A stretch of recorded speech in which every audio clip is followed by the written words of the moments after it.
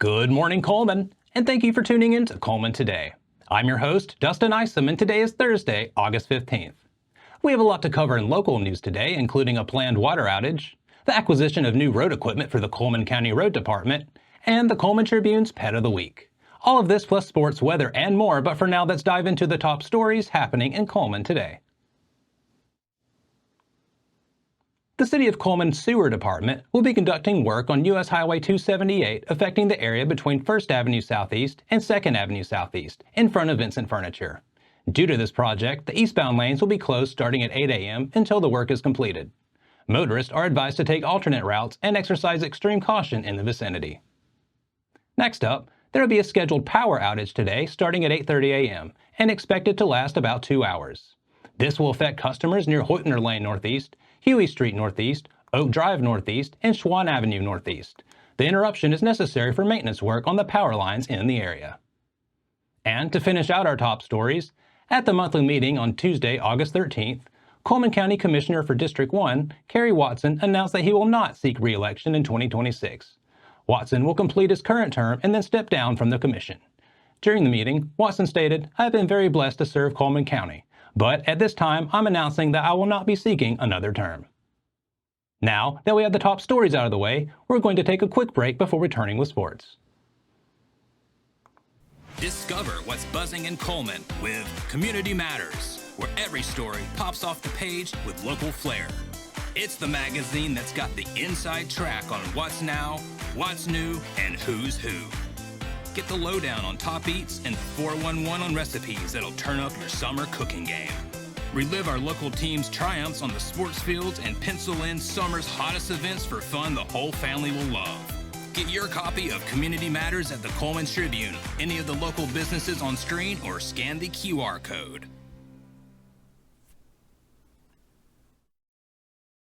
Hello and welcome back. Now it's time to find out what's going on in the world of sports. This year's high school football season is set to officially kick off next week, but in today's sports segment, we'll look at some jamboree games scheduled for this week. Tonight, the Cullman Bearcats travel to Northridge and Tuscaloosa for a 6 p.m. game, marking the first meeting between the two programs. The Bearcats are coming off a 5-6 season with a playoff berth in 2023, while the Jaguars aim to improve on last fall's 3-7 record. At Cullman High School's Fall Media Day on Tuesday, Bearcats head coach Danny Stiff said he and his staff are treating the Jamboree as a scrimmage to prepare for their upcoming matchup against Bob Jones next week.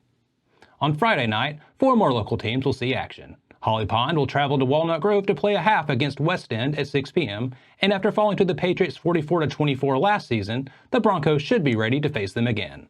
Holly Pond will play J.B. Pennington in the second half of the game. Head coach Will McDaniel is preparing for his first season with the Broncos and plans to use the Jamboree matchups to prepare for their Week 1 game against Appalachian. Addison will host Lynn at A.G. Hicks Stadium at 7 p.m. for a Winston County Jamboree battle. The Bulldogs and the Bears last faced each other in the second round of the state playoffs 2 seasons ago. This game will help both teams gear up for their season openers against Meek and Winston County. Finally, West Point will clash with the Hanceville Bulldogs at West Point. Both teams have new head coaches making their debuts. Kevin McCravey for the Warriors, and Levi Estes for the Bulldogs. They'll use this jamboree to prepare for their Week 1 matchups against Haleyville and Cold Springs. That covers sports for today, but make sure to check with the Cullman Tribune each day for the latest in sports coverage from across the area. We'll be right back after this message.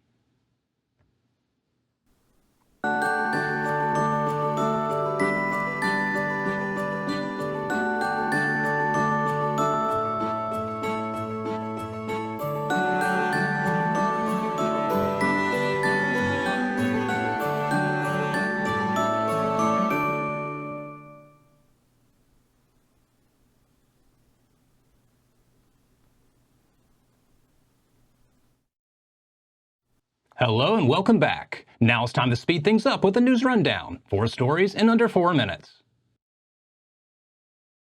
Meet Sable, the Cullman Tribune's Pet of the Week. Sable is a beautiful, elegant, and sweet shepherd mix, about 5 to 6 months old. This sharp girl loves the company of others and has medium energy, making her a perfect companion as she stays close while you navigate the yard. Sable looks to you for encouragement when faced with new challenges, like the kiddie pool.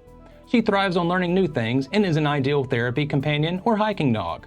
Visit Sable today and you might find your new best fur friend. Her adoption fee includes neutering, DHLPP vaccine, Bordetella vaccines, rabies vaccine, worming, a general pet vet exam, and a microchip. Contact the Cullman County Animal Shelter at 256-734-5448 or Cullman Animal Shelter at co.cullman.al.us. The Donald E. Green Active Adult Center was filled with celebration on Monday, August 12th, as two cherished members, Sherry Boatwright and Barbara Whitehead, were inducted into the Alabama Senior Citizens Hall of Fame. The intimate ceremony, held at their hometown activity center, featured heartfelt speeches, cake, and festivities to honor their remarkable contributions to the community. The Alabama Senior Citizens Hall of Fame recognizes and honors senior citizens across the state for their outstanding contributions. Inductees are celebrated for their dedication to improving the lives of others and making significant impacts on their communities. St. Paul's Lutheran School is gearing up for its inaugural golf tournament at Cross Creek Golf Course. The event is set for Saturday, September 14th, starting with registration at 7 a.m. and complimentary breakfast before the 8 a.m. tee time. The tournament costs $100 per player, with an additional $25 per mulligan, limited to 2 per player. Single players and smaller teams will be paired up into teams of 4 through a player scramble. Both breakfast and lunch are included in the price. For more registration information, visit stpaulscullman.com. The Cullman County Commission has concluded months of discussions about the aging and deteriorating equipment of the Cullman County Road Department by approving a significant purchase. As highlighted in their July meeting, the Road Department urgently needed major equipment upgrades, including shoulder machines, tractors, and other machinery. The Commission had previously decided to table these needs for further discussion and research. However, on Tuesday, the Commission agreed to allocate nearly $1 million in ARPA funds to secure the necessary equipment. They approved Resolutions 2024-37, 38, and 39, allocating American Rescue Plan Act funds for the purchase of a paving machine, a shoulder widener, and 3 tractors for the Cullman County Road Department. Now for a quick break before we look at the weather ahead and pay our respects with obituaries. I'll be right back after this quick message.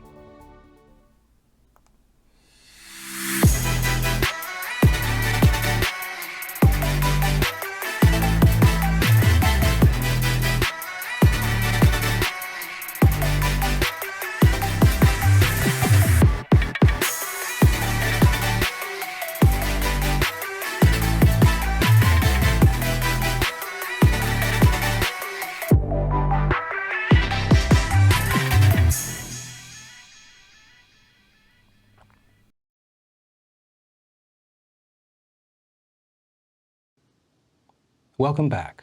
Let's take a moment to pause and remember those who have lost their lives this week as we turn to obituaries.